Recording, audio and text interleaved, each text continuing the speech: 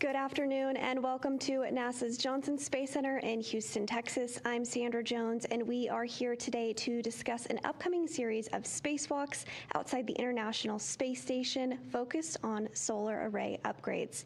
Here today to discuss the upcoming series of spacewalks, we have three briefers. They are Bill Spetch, the Operations Integration Manager for the International Space Station Program, Diana Trujillo, Flight Director, as well as Ronak Dave, also a Flight Director.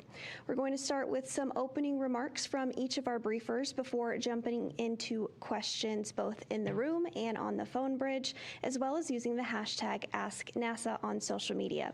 If you are on the phone bridge and you would like to submit your question, please press *1 to submit it. And without further ado, I'll turn it over to Bill for his opening remarks. All right. Thank you, everyone, for joining us here today to discuss the next two spacewalks outside the International Space Station. These will be the first two spacewalks for Expedition 74, the first of 2026, and the 278th and 279th in support of space station assembly, maintenance, and upgrades. Our first one, on Wednesday, March 18th, NASA astronauts Jessica Meir and Chris Williams will exit the station's Quest airlock to prep the 2A power channel for future International Space Station rollout solar arrays, or IROSAs. Once installed, this array will provide additional power generation for the orbital complex. Additionally, the duo will swab the outside of the space station to test for the presence of microorganisms. This will actually be Jessica's fourth spacewalk and the first spacewalks for Chris. Our second EVA, that will be Spacewalk 95. Two NASA astronauts will prepare the 3B power channel in much the same way we're doing for 2A for a future IROSA installation. We'll provide more information on the date and time of that spacewalk a little bit closer to the operation, and we'll also release the names of the spacewalkers once we get through this next EVA. Beyond the spacewalk, we've had a busy couple of months with a busy spring ahead. Following Crew 11 return and Crew 12 launch and docking, we've had a series of cargo mission operations. On February 26th, SpaceX 33 undocked from the space station, returning critical science and research back to Earth. On March 6th, JAXA's HTVX-1 was released from the space station's Canadarm and will remain in orbit for the next several months to conduct experiments before harmlessly burning up in the Earth's atmosphere. And just last week, on March 12th, an NG-23 spacecraft named the SS Willie McCool was unberthed and released from the Nader port of Unity. And of course, still going, early this morning, we had the undocking of Roscosmos Progress 92 Progress, that cargo spacecraft from the Poisk module. This marks the third cargo spacecraft to depart the station in 10 days, which is pretty impressive. Next week, we'll start working on filling those ports back up a little bit. We have the launch of Progress 94 following the repair of the pad at Baikonur. Progress 94 will dock 2 days later to the Poisk. So that launches Sunday, March 22nd at 6:59 a.m. Central. And docking will occur Tuesday, March 24th at 8:35 a.m. Central. And then to round out the near-term operations, we have the launch of the NG-24 spacecraft, targeting April 8th and launching from Cape Canaveral Space Force Station in Florida. So we stay very, very busy on Space Station as we continue to progress through this year in this increment. And with that, I thank you guys again for being here and your interest in what we're doing. And I'll hand it over to Diana to walk through the first EVA. Thank you, Bill. Good afternoon. My name is Diana Trujillo. I am the lead flight director for EVA 94. Today, I'm going to talk to you guys about what is it that we're going to cover during that EVA, what activities are we going to execute. So let's go to the first slide, starting with the team. Okay, our EVA crew will be Jessica Meir, just like Bill mentioned. She will be wearing the red stripe. And then Chris Williams will be wearing no stripe. He will be our second crew member. Next slide, please.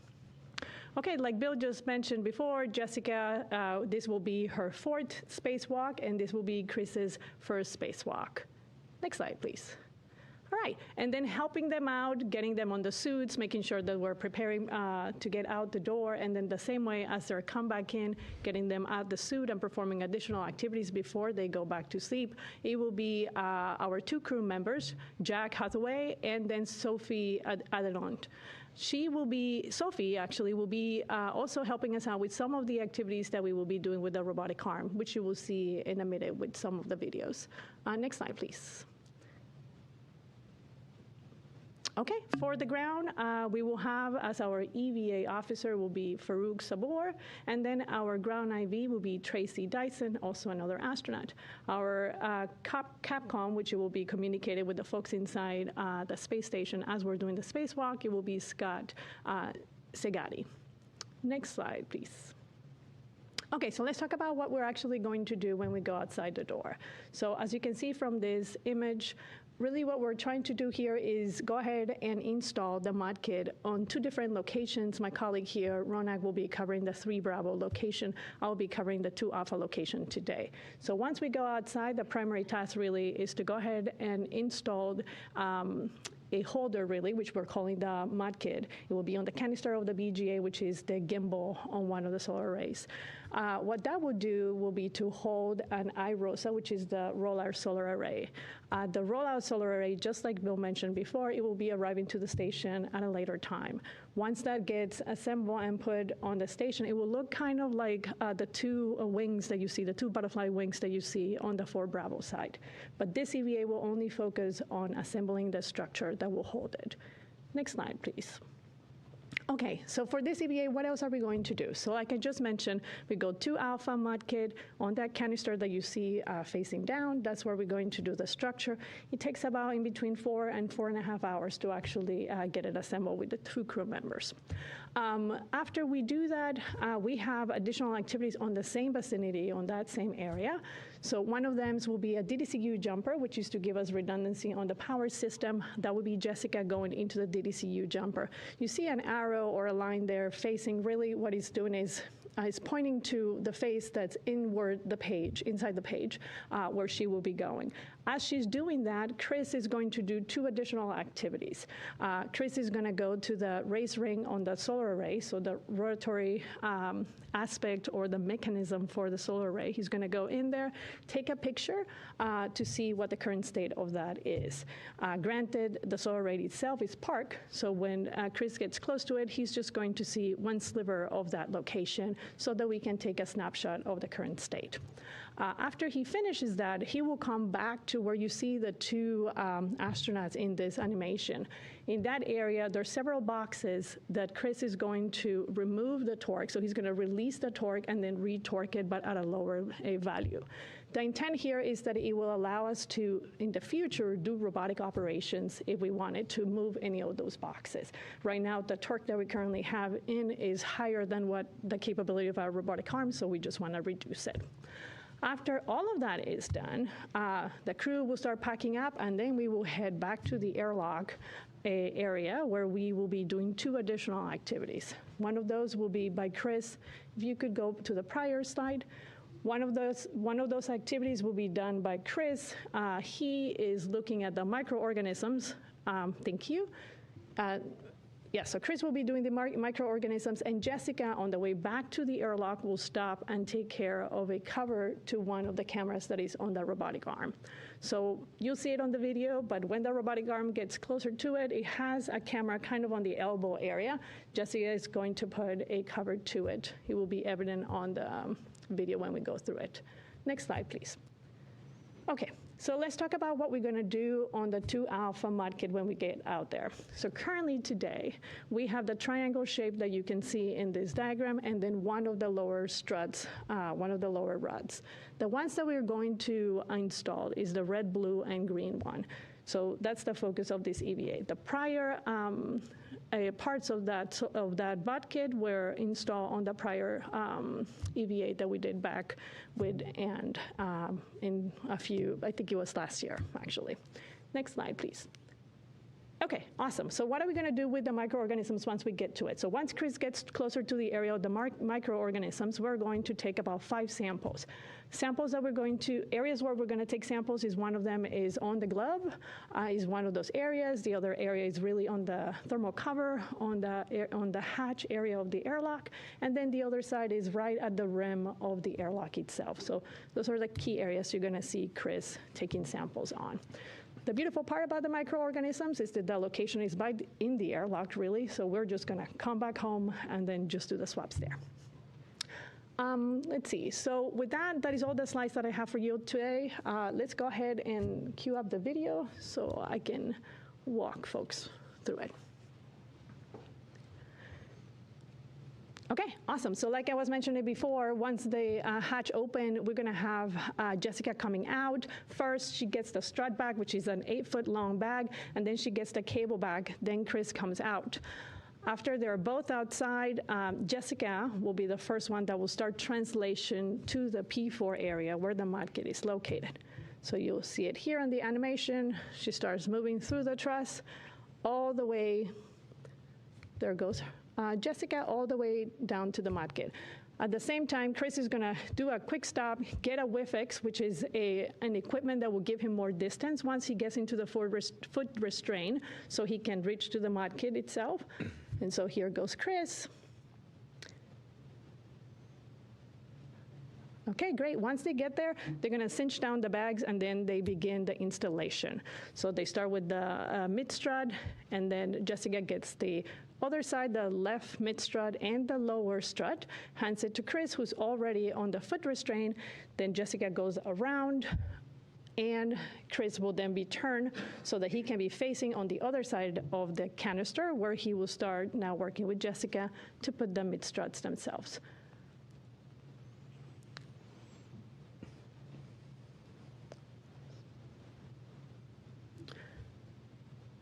Okay, so here's where they bolt the second mid-strut.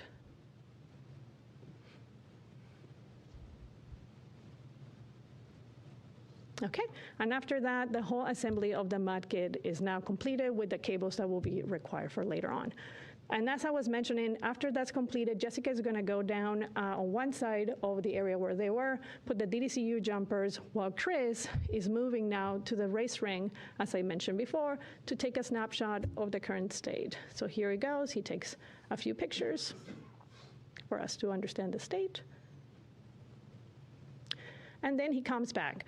Once he comes back to the same location where we had cinched down the two bags, he will begin now the torque reset, like I mentioned before. So open the cable bag, get the tool that he needs, and then he begins the torque resets for several of the boxes that you see here. And once that is completed, Chris is coming back to the airlock. Like I had mentioned before, here's where he starts doing the microorganisms. So you can see that he has the canisters on his side. He brings in the tool, he does the swabbing, and then he puts it back into the tool. At the moment he puts it on the tool, he locks in the sample, and so he goes for the next sample. There is 5 samples that we're going to do for a total of, there's 7 samples that we're gonna go do. The minimum number for our activity this go around is 5 samples. So in this specific view, you will see him going back inside the airlock to do 2 of the swaps that he has on his SCU. In the meantime, Jessica now has made it to a location on the truss where the robotic arm gets closer to her. She puts the cover on the camera itself for the robotic arm, and then the robotic arm moves out of the way, and she makes it back to the airlock. Okay, and here you see Jessica putting the cable back inside, and then back inside the airlock for the end of our EVA. And that will conclude EVA 94. Now, let me go ahead and then hand it over to Rona, who will cover EVA 95. Thank you, Deanna. Good afternoon, everyone. Thank you for being here. Yeah, we'll get started. Let's go ahead and pull up the graphics for EVA 95. My name is Ronak Dubey, and I'll be the lead flight director for that EVA. So again, big picture, our job will be to go install the modification kit that the structure required for the rollout solar arrays on the 3 Bravo power channel. We do have some additional get-ahead tests that are noted on the chart here. We'll be doing some torque reset ourselves potentially, and then also preparing a pump module to just get into a better config if we were to ever need it. One thing to also note on here that we'll see in the video that's not explicitly listed as a task is we're actually going to set up the work site for the 3 Bravo power channel for the actual install of the iROSA. Those are really long EVAs, so we're going to do some get ahead to prepare the work area for the next crew to come out to ensure that we're keeping time on that EVA. So similarly, you'll see our work sites here mainly are going to be the 3 Bravo, the far furthest most starboard side of the station. We'll be going to the S6 truss segment and working on that beta gimbal assembly. And then if we get to our get-aheads, we'll be closer inboard at the 1 Alpha integrated equipment assembly area where we would do our torque reset. And then similarly on a support platform in that area to prepare a pump module. Next chart. So this is a better picture. We're looking at port 6, but to give you, again, some more insight onto the equipment and how it fits together. So Diana had some great imagery of building up the modification kit, and this kind of shows us how eventually we'll install the actual rollout solar array to that structure where those cables will come into play for the installation EVAs when we get there. Next chart, please. So similarly, after the 2 Alpha, that'll be 7 of 8 power channels done. So we will be the last modification kit, at least on the main power channels that we're putting together on 3 Bravo. Next chart. Okay, those were all the graphics we had, so we'll go ahead and go to the video and kind of do a narration of our spacewalk, and I apologize for saying a lot of the things Deanna said again, but some of the choreography is very similar.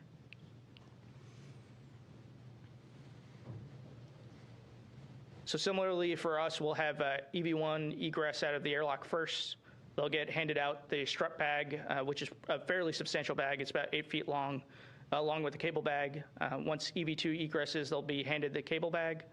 And then EV1 will start heading out towards the starboard 6 location. This is pretty far, so they actually end up setting up safety tethers for both crew members and what we call slingshot to get both the crew members as far outboard as we do. Similarly, EV2 will be making a pit stop to pick up what we call a WIFX, a worksite interface extension piece of hardware.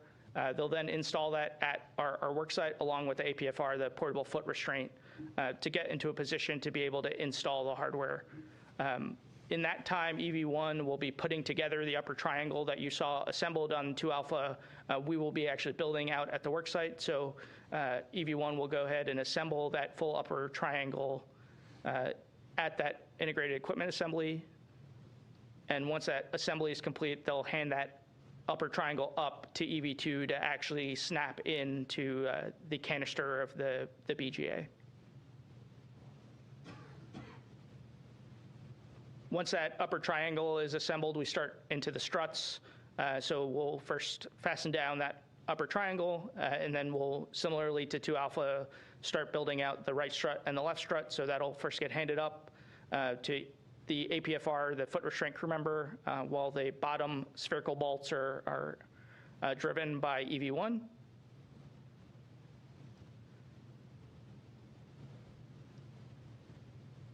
And those get torqued down, and then the EV1 crew member will swing around to the other side to assemble the mid strut. So that'll, again, be fastened to the side of the BGA. And then the APFR crew member will fasten that to the center upper triangle platform.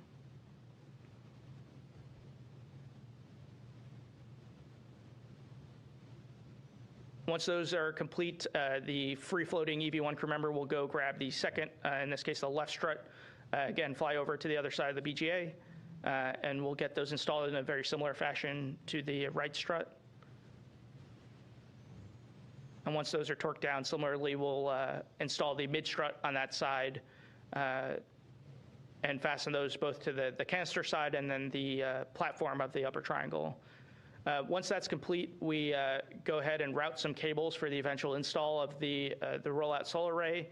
And this is also where we tighten some bolts on the mid struts, which have collars on them. They're kind of extending, telescoping rods. So those will get tightened down along with cinching all the MLI, the thermal insulation down. We'll route those cables. I noted preparing the worksite for the IROSA. So one of the big tasks we have after the full assembly is complete is actually relocating that equipment to different locations in the area of 3 Bravo to ensure that those are in adequate positions to save time for the installation EVA. We'll then clean up our bags and start headed back to the airlock with EV2 heading in first, heading in the cable bag, followed by EV1.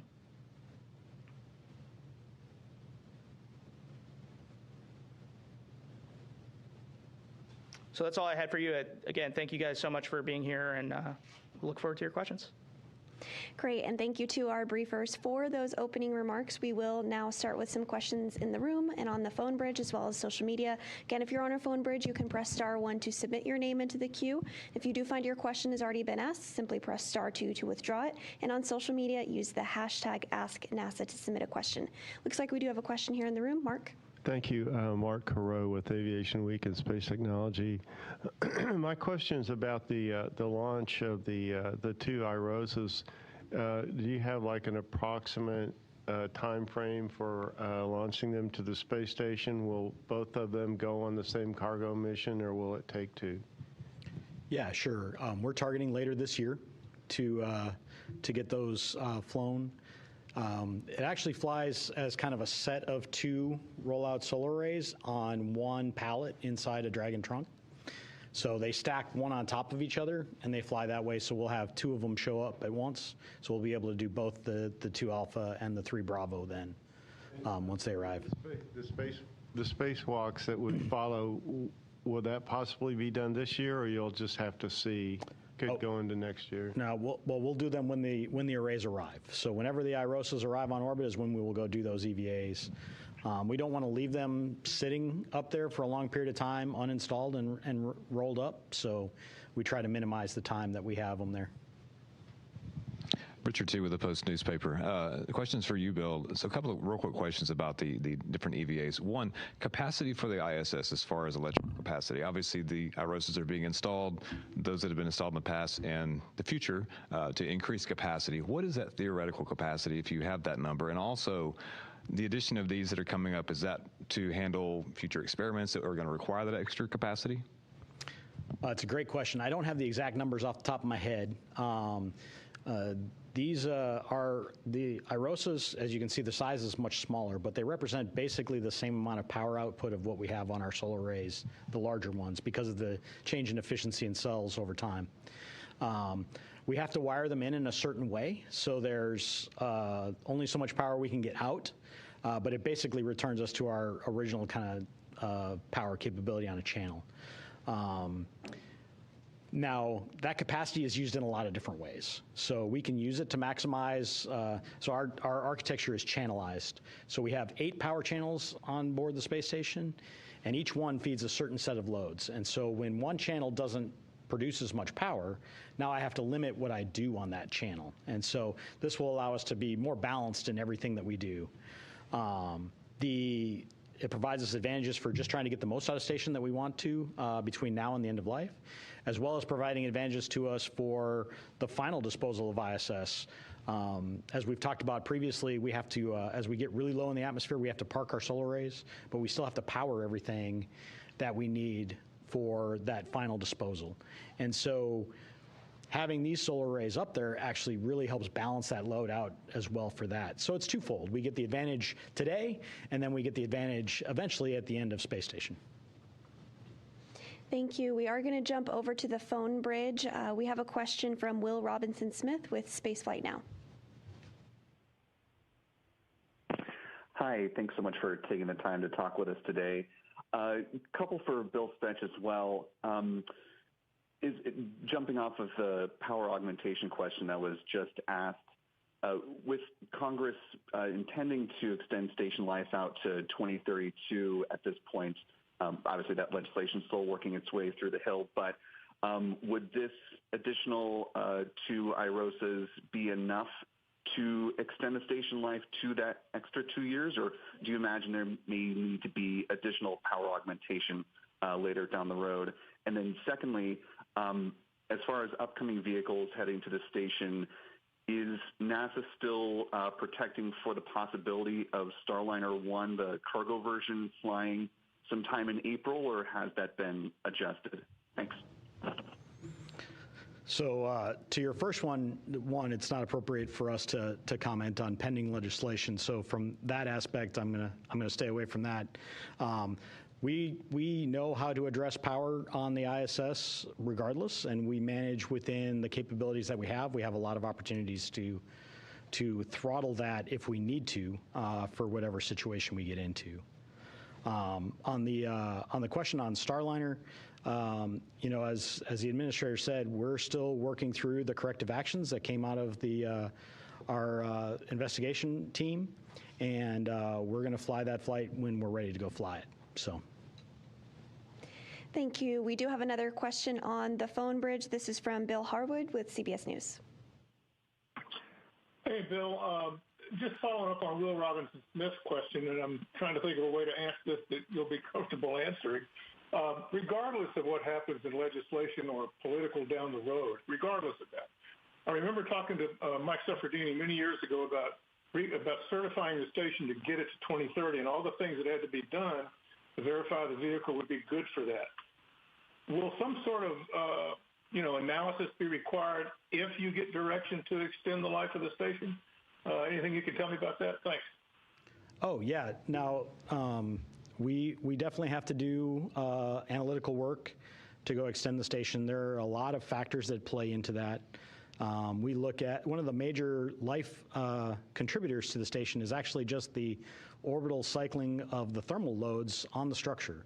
So as you can imagine, as you work a metal back and forth in a structure, it fatigues over time, right? And so we've designed the station to handle all those thermal loads, but it does have a finite life at some point in time. Now, where does that end up being?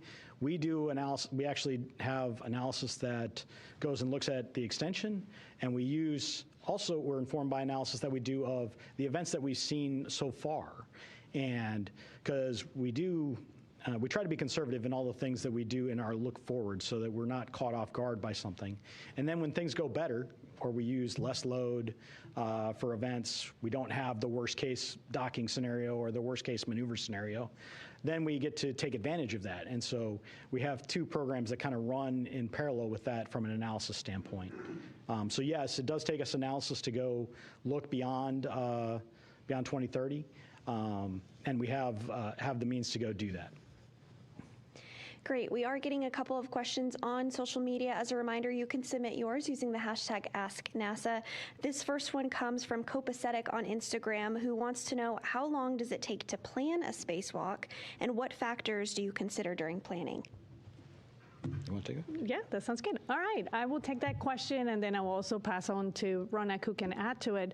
How long does it take to plan a spacewalk? I think that a few things that we take into consideration. One of them is we go ahead and dry run the activity itself on the NBL, which is one of our pools that we have nearby, where we have the space station submerged as a mock-up itself. We go through all the execution of all the steps of that activity to make sure that we have not only done it effectively, but also efficiently, given the fact that we're going to have the crew members outside. In addition to that, there's a lot of preparation that we take to make sure that the procedures are correctly done. Plan A, Plan B, the creep sheets, which is what we call it when we go into any of the troubleshootings that we need to do, which ones are the areas that we might be concerned of, so we can also write plans for that and be ready for the nominal case, and then also be ready for the unnominal cases as well. And also, in addition to that, we talk to the crew leading into the EVA. It's about 2 weeks or so that we start the preparation with them on board. The preparation on the ground starts earlier than that. But on board, we start the preparation of their suits, making sure everything is on as we expected. We understand if there's anything that we need to work on the suit or adjust. As you can imagine, as the humans rotate with the same suits, we need to adjust the suits for the new humans that are getting in. And then also do all the crew conferences to ensure that their questions and our questions are all lined up so we can go out the door and do it in the time that we have allocated. Ronak, what else would you like to add to it? Yeah, no, I think that was a great answer. I think it's also worth just noting that every EVA is different. There's some tests that we know are going to exist in sometime in the future, things like the mod kits that we've done before. We've done 6.5 of them, and every single time we've had a fun and unique challenge where we get into the crib sheet and start to do some troubleshooting and let the ops team kind of earn their keep that day. Then there's EVAs like we did a few years ago with AMS, which is very development heavy. That takes years of time to just develop what we're going to do, build new tools. So the timelines of all of those are really flexible and are driven by what objectives we're trying to accomplish outside. Yeah, it's a great way to look at it, because not all EVAs are created equal in terms of what it takes to go plan one and what it takes to go execute one.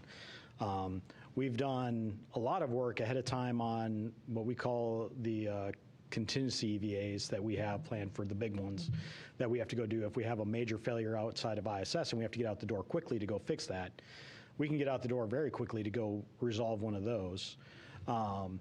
But when you get into a new task, it just depends on how complicated it is. It took us a long time to figure out how to go do these mod kits the first time through. Probably on the order of a year to a year and a half to go figure that out. Because again, you were in the middle of the design work at the same time, and the build and everything that goes along with it.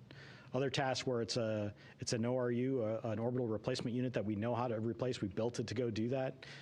It can be a shorter planning time, but we still have to go look at all the tasks within an EVA, and it just takes some time to build that choreography, practice it, build the procedures, make sure that we're all in a good spot for all of the different what-ifs that could happen during a spacewalk. So the ops team does a great job of adapting to the program's priorities and fitting really within the timeline that we give them based on the urgency of the task. Thank you. And as a reminder, if you are on the phone bridge and would like to submit a question, please press *1.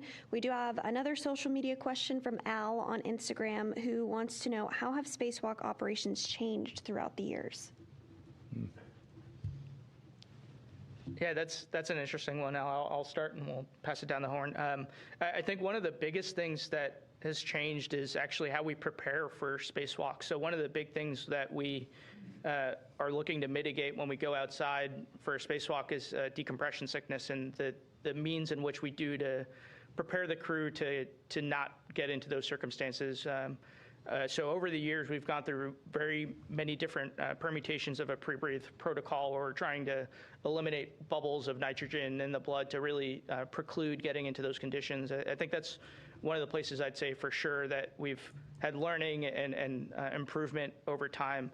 I think the tools and how we do spacewalks have really been changed and innovated by the unique and new objectives that we given outside, where there's sometimes where we've, like Bill mentioned, in some of these critical EVA situations where we're opening up new toothbrushes and 4-gauge wire to clean out bolt stanchions, because this really was our only option to put all the tools on the table and create something over the course of a weekend to get a major power bus back up.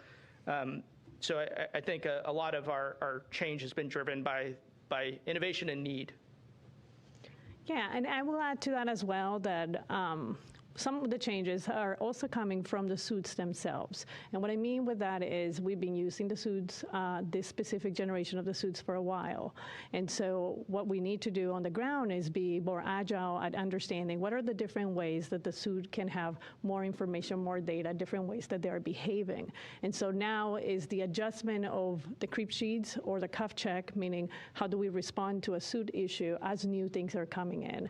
I think that this is something that's expected. It also affects the task, for example, right? When we talked about contingency EVAs earlier today, or earlier with Bill on the prior question, is the fact that the contingency EVA tasks are things that we need to think about as the space station is aging. So it's an interesting question, because you think about, yes, the suits and the station is something that we understand really well today, but as it ages, then we need to be very agile on the operations team to be able to respond. And then even as we are creating or dry running or doing these tasks, as we're building on the procedures, is recognizing that things can change any moment in a way that we didn't expect it, and we need to respond.